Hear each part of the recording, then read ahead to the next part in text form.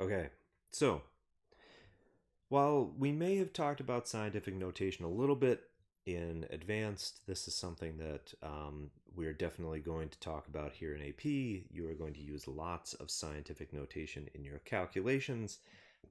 And so we're going to spend some time telling you what it's all about. So, what is scientific notation? It is a shorthand way to write very large or very small numbers. So, in this case, if we wanted to write that very large number in a more manageable way, we would write that as 3.2 times 10 to the 11th. Or if we wanted to write this very small number in a different way, we'd write it as 4.6 times 10 to the negative 13th. Now, looking at that, you may be asking, how does this whole thing work? Which I'm about to tell you how this whole thing works. In scientific notation, there is always only one digit to the left of the decimal place. Notice that 1 is in all capital letters because that is very important, right? We look at this, 3.487 times 10 to the 5th, and we look at this, 0.03487 times 10 to the 7th, right? This one has one digit to the left of the decimal place. This one does not really. This is a big no-no, right? We need a single non-zero digit to the left of the decimal place for it to be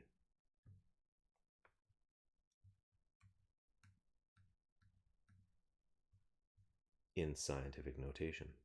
So, the exponent of the scientific notation indicates how many places the decimal has moved. Positive exponents indicate the decimal has moved to the left, right? In this case, we have 3,487,000, which will be 3.487 times 10 to the 6th, because we moved our decimal 1, 2, 3, 4, 5, 6 places. So we have a positive 6.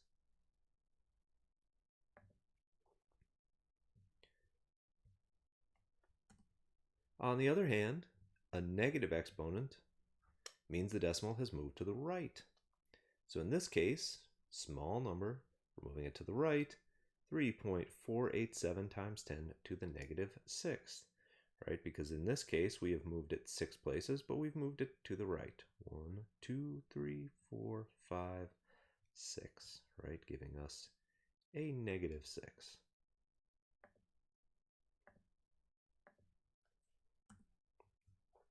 So in converting to scientific notation, right, all significant figures must be present in the scientific notation.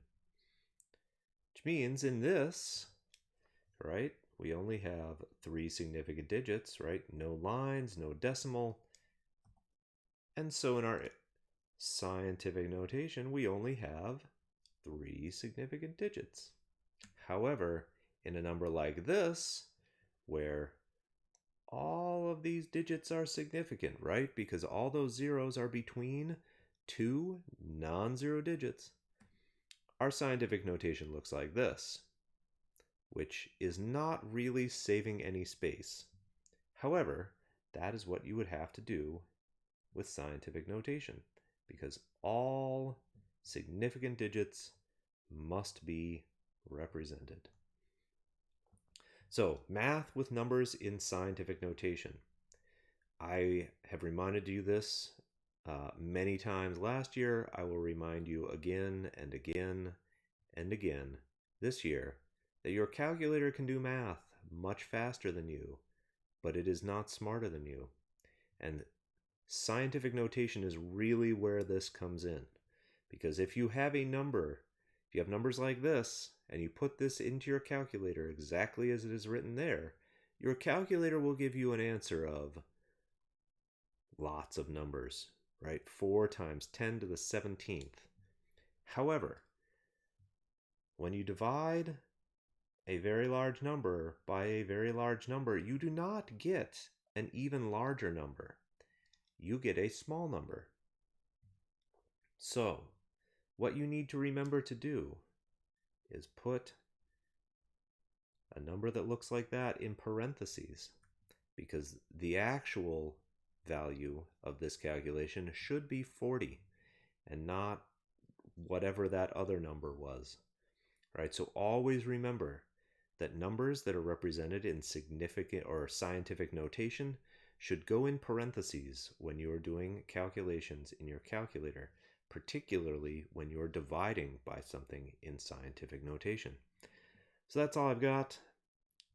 I will see you in class to do some practice with scientific notation.